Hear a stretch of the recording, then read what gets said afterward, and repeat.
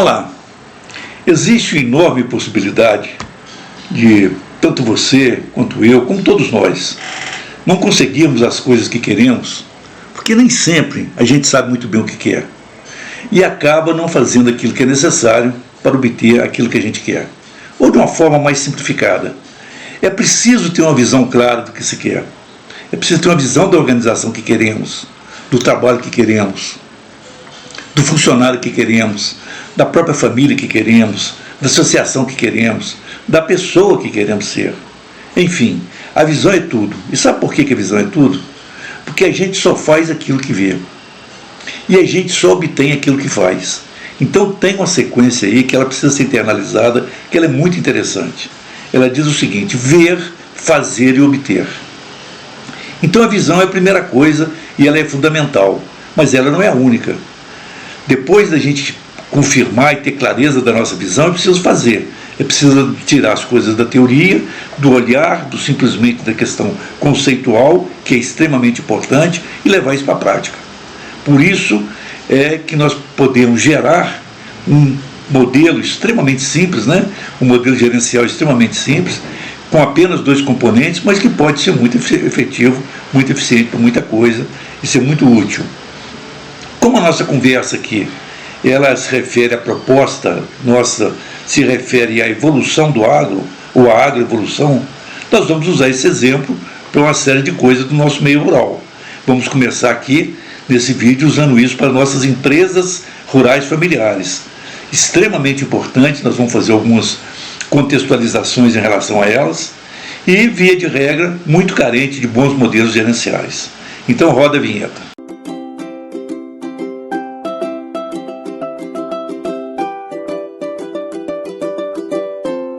Olá, muito bem-vindo e muito bem-vinda ao nosso canal Agrogestão em Pessoa. Eu sou Edson Fontes, engenheiro agrônomo, atualmente aposentado. Tenho procurado produzir alguns conteúdos aqui nas redes sociais, como aqui nesse canal no YouTube. Nós temos utilizado para lastrear esse trabalho o nosso livro Construindo a Gestão nas Agroorganizações, e hoje vamos estar conversando aqui principalmente sobre um modelo gerencial para as empresas rurais familiares, mas que esse modelo que a gente está procurando fazer, ele será depois colocado para uma série de outras questões, como por exemplo, associação, transformação, a economia colaborativa, as mulheres do agro, os jovens do agro, uma série de temas correlacionados a essa vontade de fortalecer o agrogestão e as pessoas, e que pode ter, além de a utilidade para o agro propriamente dito, na vida pessoal e profissional de muitas pessoas. Nos acompanhe até o final desse vídeo, deixe o seu like e, se puder, faça, se puder, que eu acho que é uma coisa extremamente simples, faça a sua inscrição no nosso canal, não tem custo nenhum e nos ajuda a fortalecer essa mensagem. Muito obrigado. Pois bem, eu gostaria de falar um pouco sobre a empresa rural familiar e também falar um pouco sobre o modelo gerencial. Na verdade, eu acho que a empresa rural familiar, as propriedades exploradas em regime de economia familiar, eu acho que muito melhor que sejam chamadas de empresa e empresa rural familiar. Então elas têm algumas características que eu acho que a gente precisa de conversar um pouco sobre elas. Primeiro é o seguinte: a empresa rural familiar, em seu conjunto, é um dos maiores patrimônios que o nosso país tem. E a gente poderia citar aqui várias razões, vários motivos, vários indicadores que nos levam a pensar dessa maneira. Mas eu vou me ater a duas grandes áreas. Uma delas é a questão da capilaridade. Você tem um total de hoje em torno de 3.800.000 propriedades para 5.570 municípios no nosso país. Ou seja, nós temos uma média de 682 propriedades por município. Então você não tem nenhuma outra organização, outro tipo de empreendimento onde você tem uma capilaridade tão grande quanto esses números nos indicam. A segunda questão é a questão mesmo de ser uma organização. Nós temos uma estrutura populacional no Brasil bastante complicada em função do fluxo migratório que ocorreu nas últimas 2, 3 décadas atrás. O fato é que nós temos hoje, praticamente 25% dos municípios do Brasil tem até 5 mil habitantes.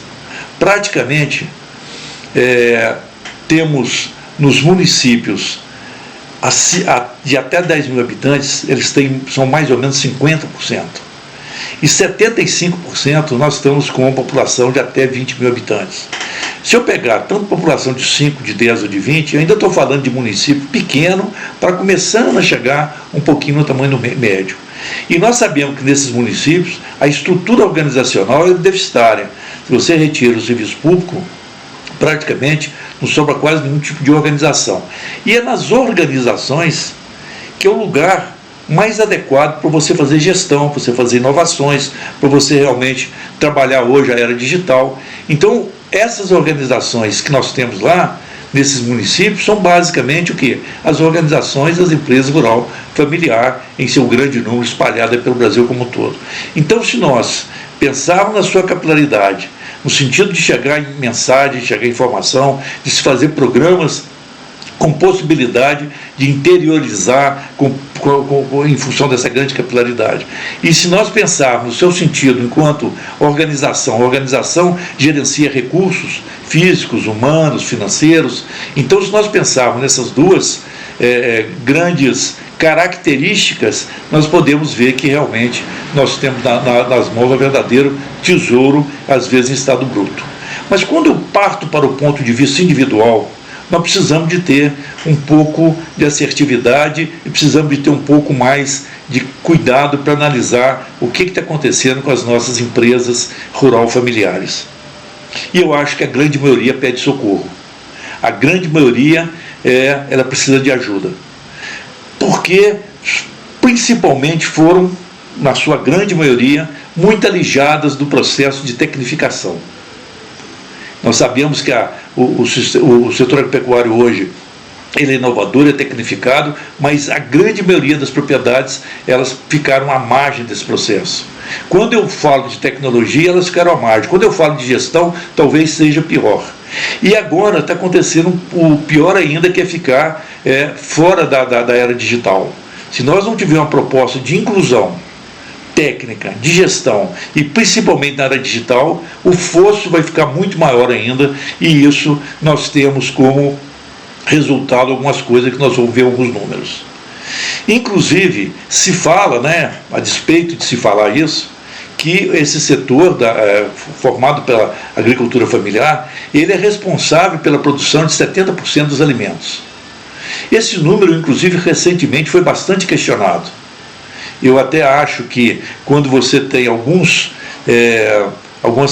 regiões mais organizadas, principalmente o sul do país, da pequena produção um pouco mais organizada em cooperativas, a gente acha que realmente tem uma boa contribuição nesses números. Mas se você pensar no país como um todo, eu acho que nós precisamos de fazer realmente uma revisão e ver onde é que isso está. Não estou afirmando nem para A nem para B, mas eu acho que esse número hoje ele tem muito mais uma conotação política com viés ideológico, um acirramento dessa polarização que lamentavelmente a gente vive, do que realmente ele se prestar para dizer o seguinte: poxa vida, o setor é muito forte, é muito importante, produz 70% dos alimentos.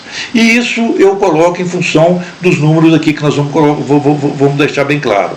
Por exemplo, entre o último censo efetuado em 2006 e o censo feito em 2017, censo agropecuário, houve uma perda de 500 mil unidades de propriedade de agricultura familiar. Éramos 4 milhões e 300 mil, caiu para 3 milhões e 800 mil. Significa dizer o seguinte, que as 500 propriedades sumiram. Como é que some? Terra não some. Provavelmente pode ter algum ajuste, já foi inclusive isso colocado com uma das explicações, de estratégia, de medição, de conceito, etc, etc, mas seguramente mais da metade foram sim absorvidas pelas propriedades maiores. Então simplesmente desapareceram. Desapareceram por não se sustentar no negócio. Inclusive tem um trabalho grande feito pela Embrapa, que ela cita o IBGE, que lá eles dizem, eu tenho inclusive esse trabalho citado no meu livro Construindo a Gestão das Agroorganizações, Lá eles dizem o seguinte, que 85% do valor bruto da produção, 85%, ficam com 8% das propriedades rurais no Brasil. E que dos outros 92% de propriedades que sobram os 15%, se você tirar 73% desse universo, nós vamos ter que lá tem uma renda nessa 73% de 92%, né? Então você tem uma renda de 0,43% do salário mínimo para alimentar 4 a 5 pessoas. No outro extremo, você tem que os 100 maiores municípios do agro, 100 maiores municípios do agro, quando você pensa em 100 no universo de 5.570, dá 1,8%, arredondando para cima, fica com 1/3 do valor bruto da produção. Então você tem um problema muito sério, numa das pontas do processo de quase miserabilidade, e você tem um problema, e você tem, felizmente, um problema potencializado. Tem municípios aí que tem uma renda bilionária. Por exemplo, você tem uma renda média, os dados, quando eu tive acesso a eles, mais ou menos de 1,5 bilhão nesse valor bruto da produção para cada município. Inclusive municípios pequenos, aí 6, 8, 10, 12 mil habitantes. Então, nós precisamos, sim, de buscar modelos para que a gente possa reduzir um pouco essa distância que existe entre a parte técnica, entre a questão gerencial e principalmente agora com relação à inclusão digital. Temos que reconhecer que existem programas como o Pronaf, que atende esse público especificamente. Temos que reconhecer as compras institucionais, principalmente via PENAI, PAA. Parece que está se lançando aí um crédito para modernização da agricultura familiar. Estão se falando em criar um PAC, Programa de Aceleração do Crescimento, para a agricultura familiar. Parece que tem um grupo de estudos, né? E acho que precisamos de urgência, e inclusive hoje sabemos que o momento fiscal que o país está passando é complicado, falando-se inclusive em contingenciamento de verbas de programas sociais. Então o fato é que alguma coisa precisa de ser feito, principalmente via modelos que possam chegar gestão, que possam chegar inclusão digital, que possam chegar tecnologia, crédito para essas propriedades, sob o risco da gente perder esse grande tesouro que é as propriedades de economia familiar em seu conjunto, como nós tentamos mostrar alguma coisa aqui. Do ponto de vista gerencial, eu gostaria de contribuir com muita humildade, modestamente, com a linha de raciocínio. Eu até chamo de modelo gerencial, mas basicamente uma linha de raciocínio, onde a gente pergunta qual que é a sua empresa rural familiar e como é que você vê essa empresa e como é que você vê a possibilidade de chegar lá.